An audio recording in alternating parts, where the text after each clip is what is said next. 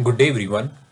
Welcome to lecture number 29 of this lecture series on computer organization and architecture. From this particular lecture, we will continue the discussion about the memory system. In this particular lecture, we will discuss about the requirement of on-chip and off-chip memory, what is the principle of locality, and we will also discuss about the need of cache memory in modern computer in our systems. computer modern computers. Okay, so up to this point, when we were discussing about the basic processor design or the pipelining, we were saying that whenever we have some operation related to the memory, for example a load operation or a store operation, in that particular stage, in that particular instruction, in the memory access stage, we are accessing the memory. We are going to the memory and we are either getting data from the memory or we are storing data into the memory. And we used to say that every stage nearly takes 1 or 2 cycles to complete. So that means this memory access stage would also take 2 stages or 2 or 3 cycles to complete. Okay, this was our assumption. And if in any stage the number of cycles taken by that particular stage is very large, then that will result in decrease in the performance of the system. For example, if there is some stage X and this stage is taking 100 cycles, okay, then in the pipeline we assume that every stage will take 100 cycles to complete, or we can say every instruction will take 100 cycles to complete. So the time taken by a single instruction to complete in a pipeline will depend upon the stage which is taking the maximum number of cycles. So we want that every stage should take the smaller cycles to complete its processing. Okay, likewise in memory access stage, we want that this particular operation should be completed in very less number of cycles. However, our memory operation is an expensive operation. We nearly require 50 to 200 cycles to access the memory. That means whenever we have a memory access stage, whenever we have a load or store instruction, for that instruction, this stage will take more than 50 cycles. Okay, so this is our chip. Let's say this is our chip. And we have a memory. Chip here means the processor. Okay, and we have a memory. Whenever we want to access this memory, it will take us more than 50 cycles to access the memory. However, we want that every stage in the pipeline should take very less number of cycles. Fine. The first scenario is that we were assuming up to this point that this memory access stage will also take less number of cycles. Okay, this was our first assumption. The second assumption that we were assuming that whenever we want some data, we will get that data into the memory. So we were assuming an infinite memory. Infinite means everything will be there in the memory. Okay, the first assumption that we were assuming till now, that memory access stage will take small number of cycles. And the second assumption that we were assuming that our memory will have infinite capacity. Because whenever I want some data, I will find that data into the memory. And the third assumption we were assuming, what was the third assumption? That one program or one process will not affect another process. Okay, so if we have multiple processes into the memory, one process will not affect the other process. However, these were our assumptions without looking at how these things will be achieved in the real system. because in reality memory access stage will take more than 50 cycles, and in reality we don't have memory with infinite capacity, we have a memory with finite capacity. Okay, now our aim is to reduce the memory access time, the average memory access time. We want to reduce this. So one way to reduce this average memory access time is to have a memory on the chip. Okay, so because whenever we have some memory on the chip, we can access that memory very quickly. Okay, it will take us very small number of cycles to access the memory. Okay, so one way is to have memory on the chip. Okay, that will reduce our average memory access time. However, if we have memory on the chip and we know that we already have one type of memory on the chip, and that memory is called registers. Okay, and accessing registers will take 1 to 2 cycles maximum, or we can say only one cycle to access the register. Okay. But we know that registers are very small in number, so we cannot have the entire memory on the chip, or we can say we cannot store the entire program in the registers because they are very small in number. The second thing is have a different memory apart from registers. So apart from registers, have some other memory. Now we know what are the different types of memories. We can have a DRAM memory or an SRAM memory. Okay, and what is the advantage of DRAM and SRAM memory? DRAM memory is slow,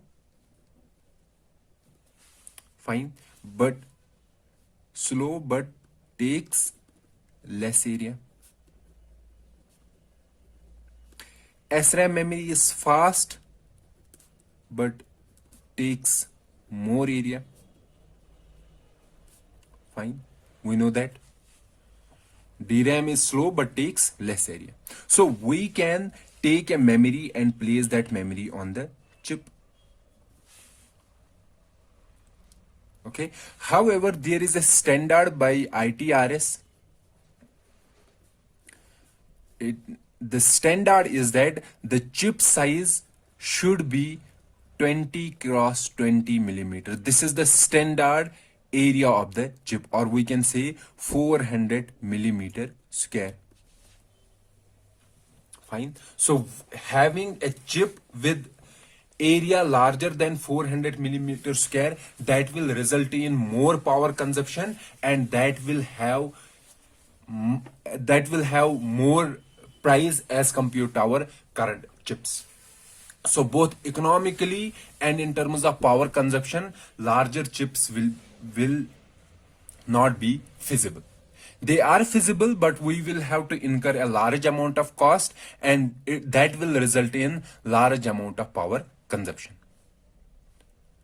So we want to remain under this standard chip area, 400 millimeter square.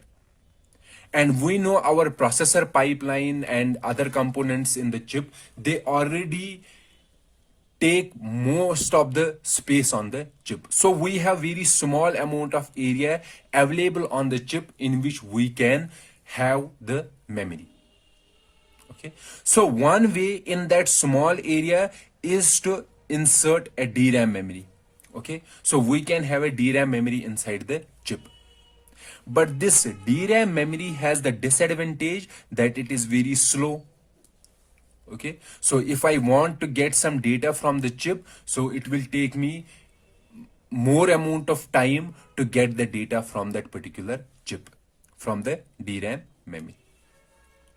However, the advantage is it takes less area, so that means we can have a large DRAM memory on the chip.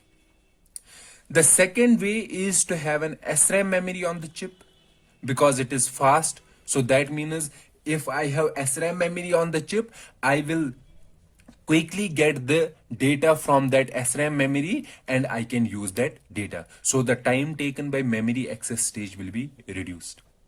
However, this itself has a disadvantage that it takes more area.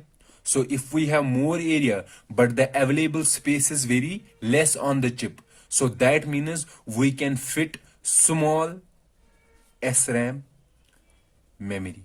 So the size of memory will be very small. And we know our programs or our data is very large as compared to that small SRAM memory. So we cannot fit the entire data and entire memory or entire program in this particular memory. Okay. So how we will solve that particular problem? The problem that we cannot have entire data inside the chip because the memory inside the chip is very small. The solution is that let's have a chip. So we are taking this solution. Why? Because this is fast. But the problem with this particular solution is that we will have a small SRAM memory. Now let's see how we will tackle this particular problem. So we will have a chip. Inside a chip, we will have SRAM memory. Okay, whenever this chip means, let's suppose our processor pipeline, whenever our processor pipeline needs a data, it goes to the SRAM memory, and let's say it takes 2 to 4 cycles to get data from this SRAM memory. However, we know this SRAM memory is very small in size. That means this SRAM memory won't be able to hold all the data. So when my processor requires a data, it goes into the SRAM memory.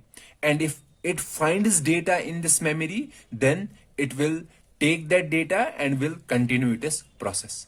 However, if the data is not available in the memory, because we know that entire data cannot be fit into this small memory. So to solve this problem, we will have another memory of the chip, off-chip memory. So this was an on-chip memory, this SRAM memory. This off-chip memory, the size of off-chip memory will be very large. So it will be very large as compared to an on-chip memory. And we can have this memory as a slow memory. Okay. So we don't want this memory to be as fast as this SRAM memory. So this memory is usually a DRAM memory.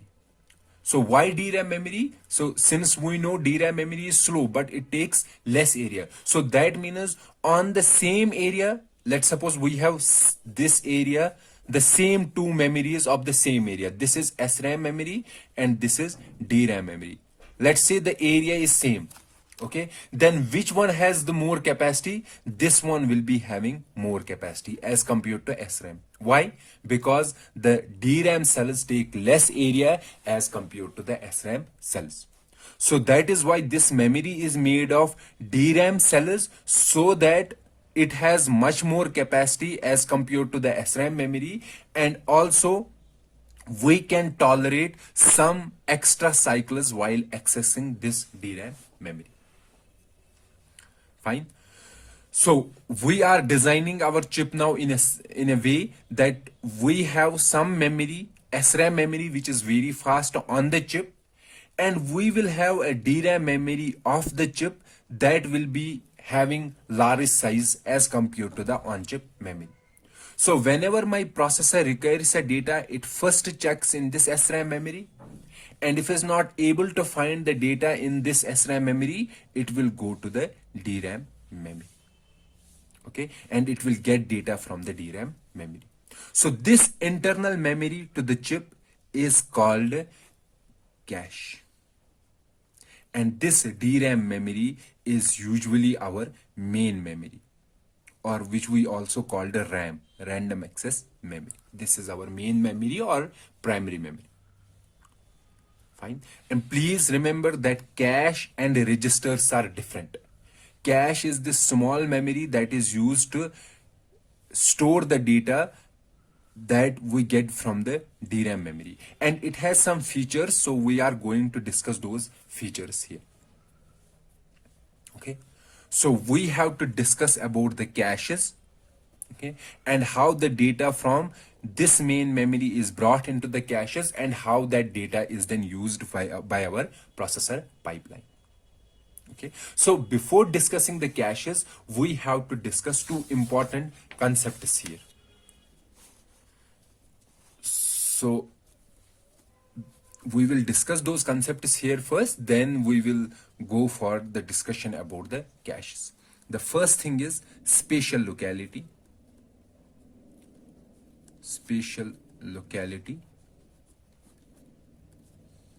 And the other is temporal locality. So we have to discuss these two concepts here. What is a spatial locality and what is a temporal locality?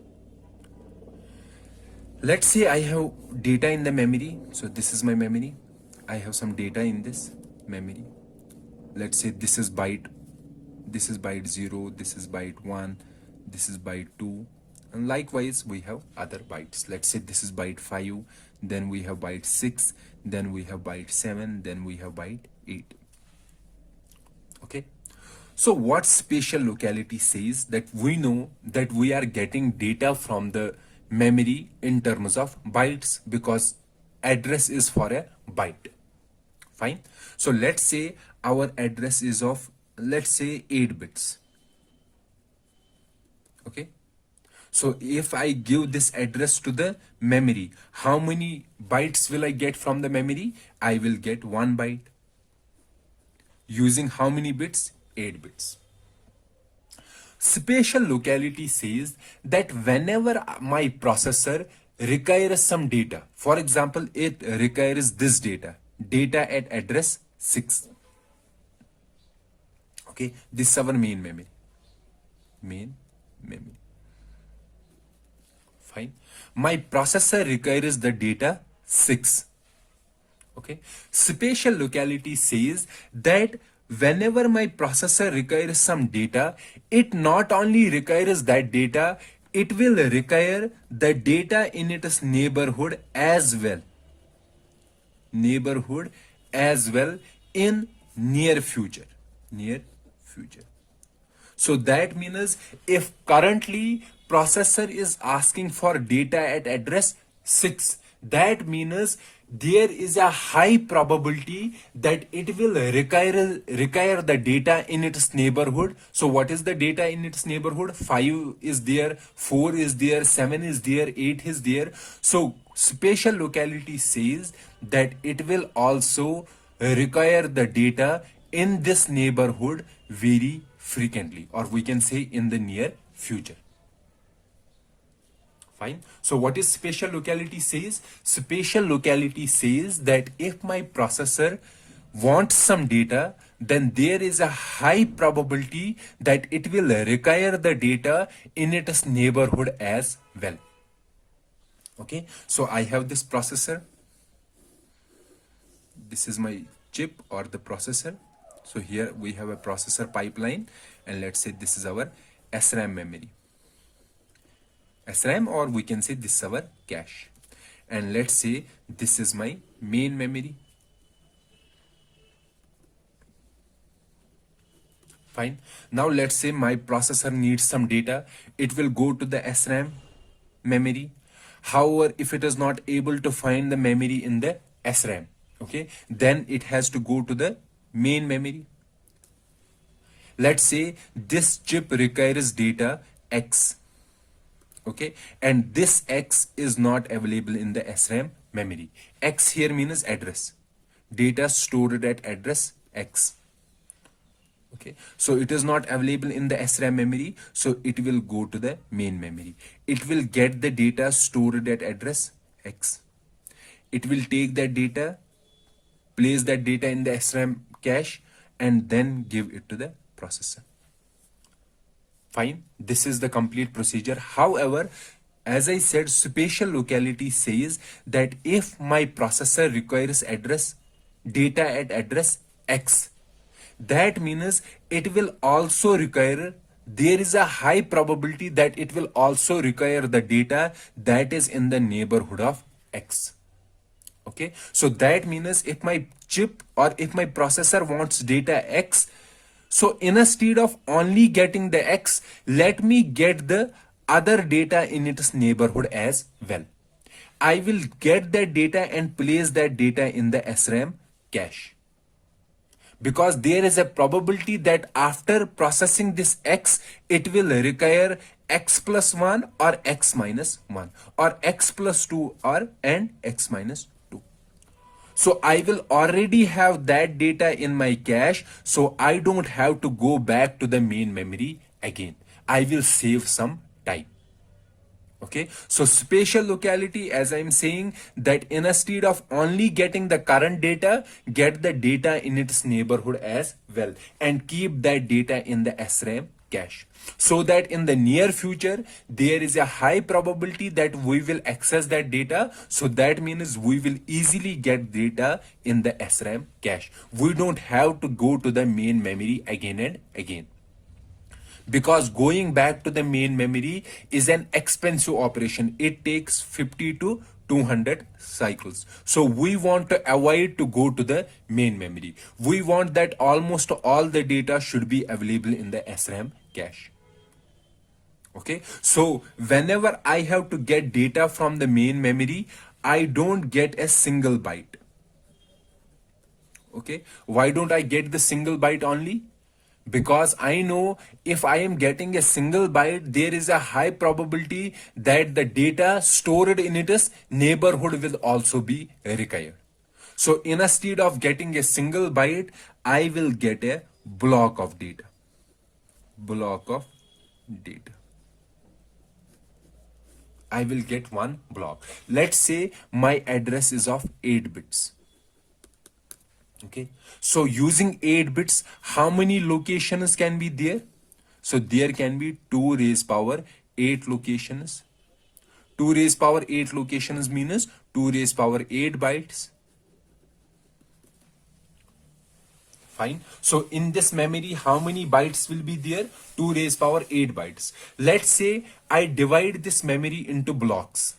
Okay, and each block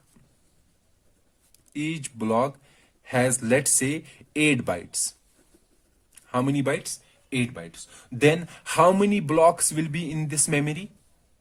So number of blocks will be, so since one block is equal to 8 bytes and total bytes is 2 raised power 8, so number of blocks will be 2 raised power 8 divided by 8, that will be 2 raised power 5.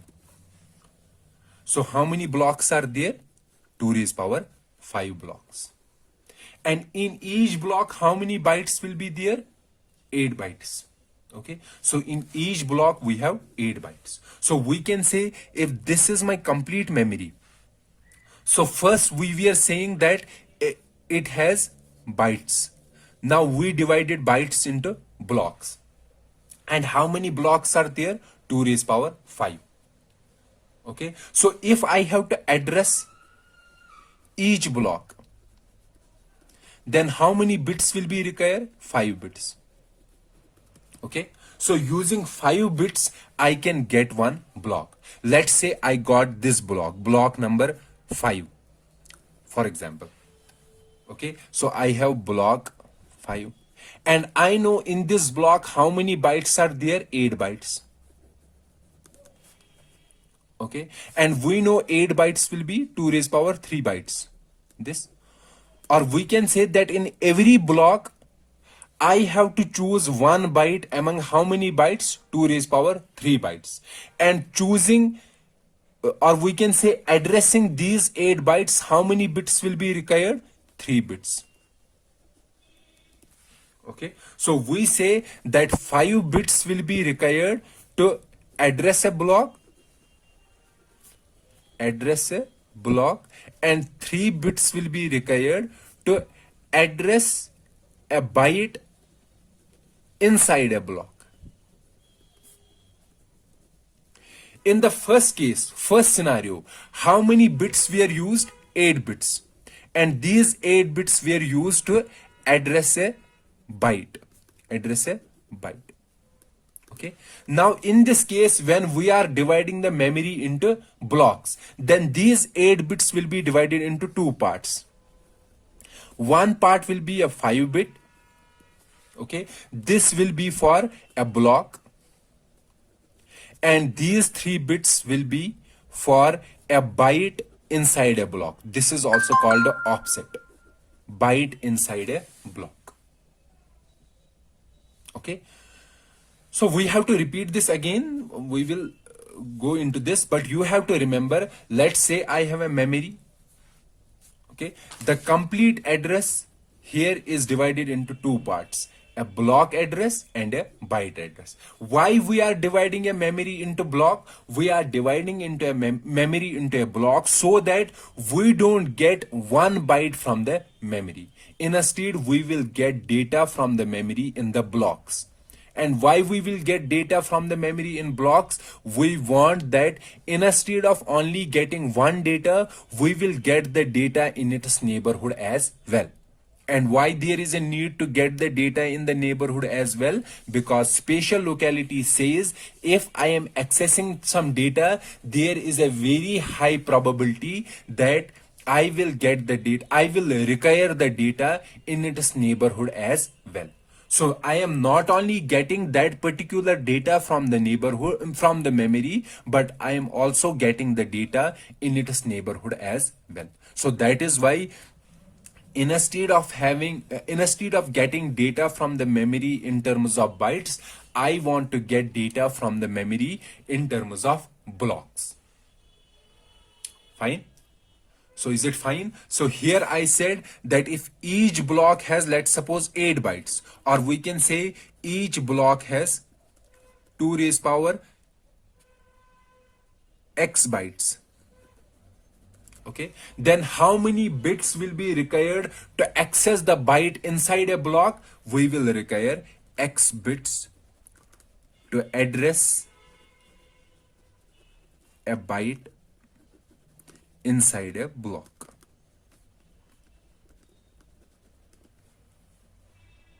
Fine. So spatial locality says that don't get a single byte from a memory. Instead, get blocks from the memory. So whenever we are getting data from the memory, or we are putting some data into the memory, we won't get one data, or we won't put one data. Instead, we fetch, or we will get one block of data from the memory, or we will store one block of data into the memory.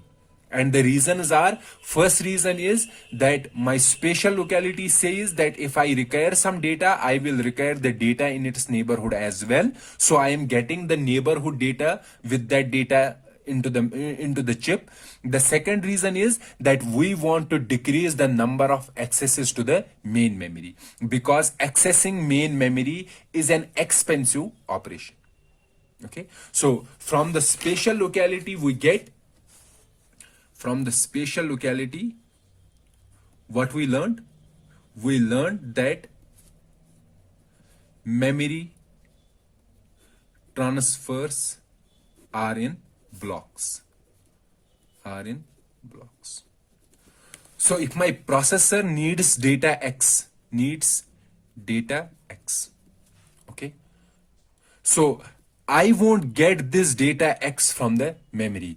Instead, I will get a block from the memory, and that block will contain my data X. Okay, so if my processor is generating an address, let's say it has generated address X. Okay, this is the address generated by a processor, and we know this X is the address of 1 byte of data. So what we are going to do, we will divide this X into two parts. One part will be a block address, and another part will be the offset. Offset means the address of byte inside that block. Okay, so we will first get this block from the memory. So instead of getting 1 byte of data from the memory, we will get this block. And in this block, we will be having this X data. And this particular data, this byte will be found out using these bits, these offset bits.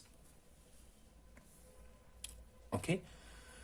So this was all about the spatial locality. Now let's learn about the temporal locality.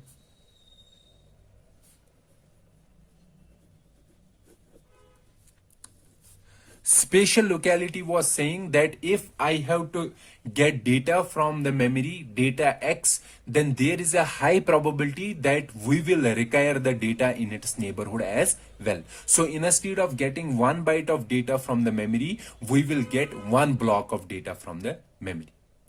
Temporal locality says that if my processor wants data X, okay, then there is a high probability that it will reuse this data again in near future.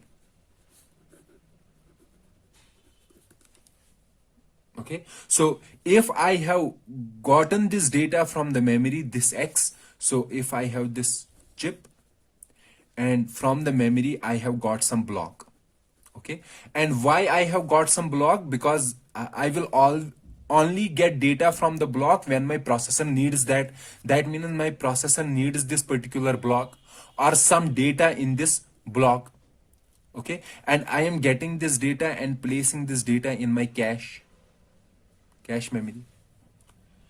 Now when I am putting this data in my cache, my temporal locality says that if my processor is currently using this data, it will again use this data in near future. So I will keep this data in my cache for some time. Why I will keep this data in my cache? I want because temporal locality says that there is a high probability that I will reuse this data again. So if I am reusing the data again and I have this data in my cache, I will find the data in the cache. So I don't have to go back to the memory again and again. Okay, so this is the concept behind the temporal locality. So spatial locality says that if my processor requires some data, so there is a high probability that it will require the data in its neighborhood as well. So spatial locality, from the spatial locality we got that memory transfers are in blocks, are in terms of blocks. Okay. Temporal locality says that if my processor needs data X, then there is a high probability that it will require this data again. So it says keep data in cache for some time, because there is a high probability that I will require this data in near future again. Fine. So this was all about the spatial locality and temporal locality and why there is a need of a on-chip memory and an off-chip memory. Now let's see why we require caches and what is the need of caches in our processors. As already discussed, the main objective of using caches is to decrease the average memory access time. So whenever my processor needs some data, that the processor should get that data in less number of cycles. Okay. So we were saying that we will have a memory. So sorry, we will have this processor. Okay. Inside a processor, we have the pipeline and we will have this SRAM memory, which we called a cache. Okay. And my processor will take very less number of cycles to access this particular memory, and I will have this external memory which is called a main memory, not an external memory, off-chip memory. And we know that by von Neumann concept that whenever I have to execute some program, I have to put that program into the memory first and then only I can execute that particular program. Okay, so the data and program should be there in the memory. And we said that it takes us 50 to 100 cycles or 50 to 200 cycles to access the main memory. So we want to have one internal on-chip memory, but the size of that on-chip memory will be very small because we want that memory to be very fast. So we cannot fit the entire program and data in our internal on-chip memory because of size limitations. So we have to keep the data into this main program and program into this main program, into this main memory. However, my processor, whenever it wants to get data, it will first check this on-chip memory cache, and if it is able to find the data in this SRAM memory, then well and good, it will take data from this memory. However, if it is not able to find the data in this memory, it will go to the main memory and it will get data from the main memory. So actually data is stored in the main memory, entire data and program. However, we want to get data, some data in the SRAM memory and take data from the SRAM memory. And now somebody will say that, for example, I am getting data X from the SRAM, from the memory into the SRAM, and I am using that X. Now let's say again I will require that X. Okay, again I want this data X. Since in the first case, I have brought this X into my SRAM memory. So next time if I require X, I don't have to go back into the main memory because I will find that X into my SRAM memory or into my cache. Okay, so please remember what I am saying, that if I am getting data X into my memory, into my cache, okay, now I am using X. Now if I again use that X, then do I have to go to the main memory? No, I don't have to go to the main memory. I will find that data into my cache. Okay. Now let's say I want data Y. First time I want data Y. So first time I know this data won't be in the cache, this will be in my main memory. So I will again go to the main memory and will get this data into my cache. And now if I again require this data Y, I will find the data in my cache. Okay, so I don't have to go back to the main memory. Now if there is a scenario that I am using data only once and I am not using that, so will there be a benefit of cache in that particular scenario when I am using the data X only once? So that means there is no temporal locality. No temporal locality. So we were having the benefit when we were again accessing the particular data that we got from the main memory into the cache. Or we can say when we were repeatedly using that data. However, if we are saying that we are not repeatedly using that data, then is there any benefit of having that data into the cache? Because I won't require that data, so there is no benefit of having that data into the cache. Or I can simply say that that particular data is only wasting my space into the cache. Okay, so when there is a temporal locality, then only then there is a benefit of having a cache in this particular scenario. Okay, now let's say I am getting another data Z, and let's say my cache is already full. Okay, so I need this data. So I will first go to the main memory, get this data, and after getting this data, I have to place that data into my cache, but my cache is already full. So I have to get some data out of this cache.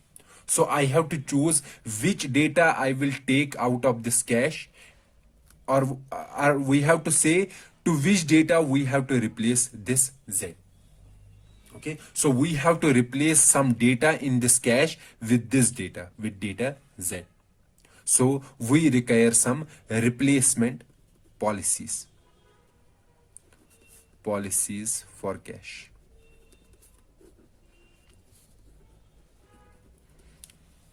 Okay, so we require replacement policy for the cache. So first thing. The second thing is that if we are getting data from the memory into my SRAM memory, or from the main memory into my cache, I need to see where in the cache I will place that data. Okay, but you have to remember we divide main memory and caches in blocks, not in bytes. Why in blocks? Blocks because of spatial locality. Okay, so whenever I have to map some data from or some block from main memory, map means place this block into the block of SRAM memory. Okay, so we need some mapping technology of taking a block from main memory and placing that block into the cache or SRAM memory. So we need some mapping policy. Mapping policy says that how will we map data from the main memory to my cache memory, so that I can so that when I have to search into my cache, I can easily find out where that particular block will be. Okay, so we need some mapping policy in mapping data from main memory to the SRAM memory. Okay, so these are the two important things that we have to discuss: the replacement policy for caches and the mapping policy for caches, how we map data from main memory to the SRAM memory. And as I said, why we are studying caches, why there is a need of caches: to decrease average memory access time. Okay, this is the main aim. The second aim that we discussed in the previous lecture, that we were assuming that we have infinite memory. Here also I am assuming infinite memory. Infinite means that I am saying whatever is the program, that program will fit into the main memory, but that is not the case always. Why? Because let's say our main memory is 4 GB, but our some programs are of size 8 GB, but still our processor, our main memory is able to handle such large processes. How it is able to handle such processes, that particular discussion we are not discussing here. So we have to also discuss how to handle large programs. Okay, the programs whose size is greater than the size of main memory. Another thing that we have to handle, how multiple processes share main memory. These two things also we have to discuss: how to handle large programs and how multiple processes share main memory. Okay, but these two things will be discussed in another concept which is called a virtual memory. In caches, our only aim is to decrease the average memory access time. Okay, so let me give an example how we will be able to decrease the average memory access time. So here, before discussing this particular example, we have to clarify some of the terminology. So I said that I have a pipeline. Okay, and if I need data, if this processor needs data, it will first go into the cache. It will surge that data into the cache. Okay, and if this processor finds the data in the cache, then it is called a cache hit. However, if it is not able to find the data in the cache, then in that case it has to go to the main memory. That is called a cache miss. So we want a cache where we have large, or we can say higher cache hit and lower cache miss. Why lower cache miss? Because in the cache miss case, we have to go to the main memory. However, in case of cache hit, we will get the data into the cache. Okay, so now let's take the example how to find out the average memory access time. Let's say we have a processor. We have processor 1, processor 2, processor 3. Let's say processor 1 has a memory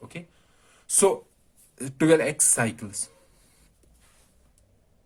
So x instructions are taking how many cycles? 12x, and average will be equal to total divided by number of instructions, 12x divided by x. So it will be 12 cycles. So this is the average memory access time. How many cycles? 12 cycles.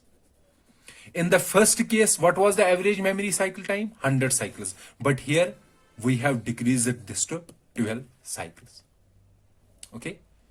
So please remember, average memory access time, that will be equal to, so here I have shown it with the help of with this taking x number of instructions. Basically it will be equal to time taken by L1 plus miss rate in L1 into time taken by next level. Next level is here memory. So let's use this particular equation. Time taken by L1, how much time L1 takes? 2. Plus miss rate in L1. What is miss rate in L1? 10%. 10% will be 0.1 into time taken by next level. What is next level? Next level is main memory. And what is the time taken? 100 cycles. So it will be equal to 12. So you can use this particular method or directly use this particular equation. Okay. Now let's take this processor P3. This particular one, P3. So let's use this particular formula, average memory access time. What will be the average memory access time? Equal to, it is time taken by L1. Okay. Basically it will be, so let me first discuss it with the help of this particular scenario. And then we will make an general equation. Okay. General equation in this scenario. Okay. So what is P3? P3 is saying that I have L1 cache, which is taking 2 cycles and hit rate is 90%. So miss rate will be 10%. I have an L2 cache and the access time of L2 cache is 10 cycles. Hit rate is 80%. So miss rate will be 20%. And we have main memory, which is taking how many cycles? 100 cycles. And we know main memory has 100% hit. That means we will find everything in the main memory. Now let's see how we will find average memory access time in this particular scenario. Let's again say that we have X memory instructions.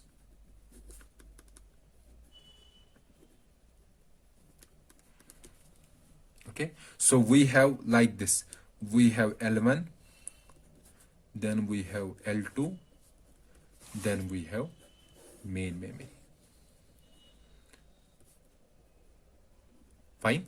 So X instructions will go to L1. So how many instructions? X will go to L1. Now 90% of these will find data in L1. However, 10% will go to L2. So 10% of X, 10% of X will go to L2. So 10% of X, that will be equal to 0.1X. Or let's say it is Y. Okay. So these instructions are going to L2. These instructions, Y instructions, or we can say 0.1X. Now among these instructions, 80% will find data in L2. However, 20% of these will go to main memory. So 20% of Y, or we can write 20% of 10% of X. That will be equal to 0.2 into 0.1X. Okay, that will go to main memory. So now let's find time, total time taken. So first, these X will go to L1, and each instruction takes how many cycles? 2 cycles. So X will take 2X cycles. Plus, now these are going to L2. Okay, and 80% of these will find data in L2. Okay, and others will go to main memory. So these are going to L2, these instructions. So each instruction takes how many cycles? 10 cycles. So these instructions will take 0.1x into 10 plus. Now these instructions are going to main memory, and how many cycles are required in main memory? 100 cycles. So these instructions, these 0.2 into 0.1 x into 100. Okay, now let's find it. 2x plus, it will be 10 into 0.1 will be 1x plus 2 into 2 into this will be 0.2 into 0.1 into 100, it will be 2x, that will be equal to 5x cycles. And average memory access time will be, so divide by x, that is equal to 5 cycles. Now you compare the three. So in the first case, we were having 100 cycles as average memory access time. Second case, average memory access time was 12 cycles. And in the third case, average memory access time is 5 cycles. So using caches, we have significantly reduced the average memory access time. So we can say that we are getting the data from the memory in less number of cycles by having the caches in the processor. Okay, fine. And from this particular equation, we can write average memory access time will be equal to, that will be equal to time taken in L1 plus miss rate in L1 into time taken in L2 plus miss rate in L1 into miss rate in L2 into time taken by main memory. So this will be the formula to find the average memory access time, and you can easily deduce this formula from this particular equation. Okay, so you have to, so here we were having how many levels? L1 and L2. Let's say we have three levels, L1, L2 and L3. Then our scenario will change, this formula will change accordingly. Okay, so in case of average memory access time, so we can say that the formula for finding out the average memory access time is that first we have to see the cycles required to search L1 cache, okay, plus L1 miss rate into cycles required to search next level. So this is the formula for finding the average memory access time. So you can see that this next level, this can be L2 cache. Then the next level of L2 cache will be L3 cache. And let's say after L3 we have memory. Okay. Then in this particular scenario, this portion will get repeated once, twice, third, and four times. Okay, so it will be cycles required to access L1 cache plus L1 miss rate into cycles required to access L2 cache plus L2 miss rate into cycles required to access L3 cache plus L3, sorry, L2, L3 miss rate into cycles required to access memory. Okay, so this is how we find the average memory access time in while having the caches, different levels of caches. So as I said that there is a hierarchy of caches in our computer systems. Some of the systems may have only L1 and L2 cache, this kind of hierarchy. Some of the systems may have only L1 cache, and some of the systems have L1, L2, L3, and then it goes to memory. Okay. Now somebody will say, why don't we have the larger hierarchy, or we can say the deeper hierarchy? Deeper hierarchy in terms, somebody will say why we can't have L1, L2, L3, L4, L5, L6, and then memory. So this is a deeper hierarchy. Or we can say the question may arise why we have only 3 levels of caches, mostly 3 levels of caches in most of the scenarios. Why don't we have other levels? Okay. So you think about this, why don't we have the deeper hierarchy in terms of caches? Why we have only L1, L2, or L1, L2, and L3?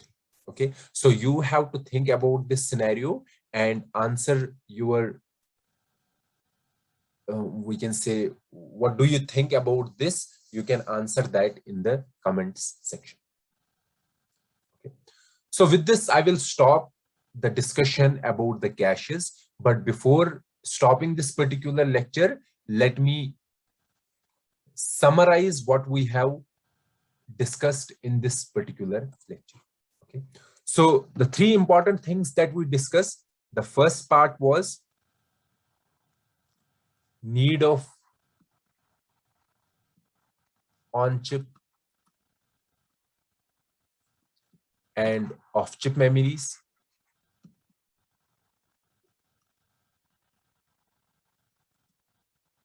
So this is the first part that we discussed, why we require both on-chip and off-chip memory. Second part we discussed was the principle of locality. Okay. So in principle of locality, I said we discussed 2 important principles. One is temporal locality,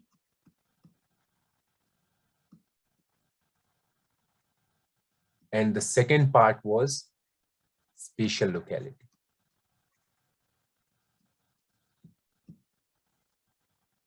And this part gives the answer why we transfer the data in terms of blocks, and this answers why we require caches. Okay. And the third part that we discussed is why caches, why we require caches in our memories, in our computer systems. And the answer was to decrease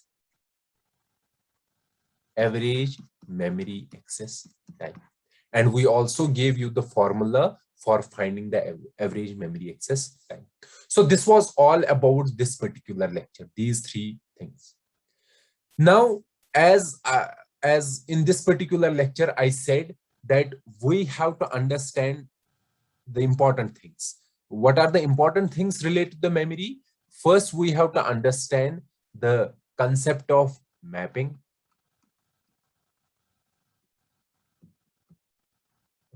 Mapping means how we can map the blocks of main memory to the blocks of cache.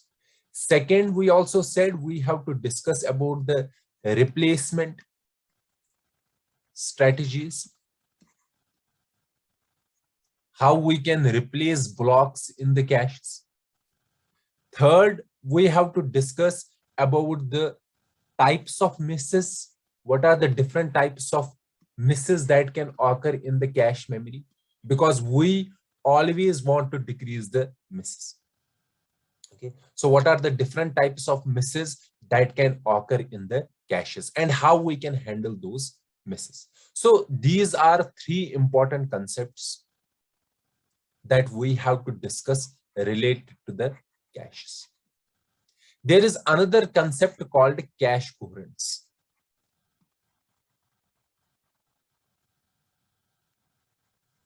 Okay. And if the time permits, we will discuss this particular concept as well, cache coherence concept. But these are the three important, or we can say three main topics that we have to cover in order to understand all the concepts related to the caches. Okay. And these concepts we will discuss in our subsequent lectures. That is lecture number 30 and 31. Or we will try to wrap up in only one lecture, but let's see if we can complete in these two lectures. Then after this, we have an important concept, that is the virtual memory.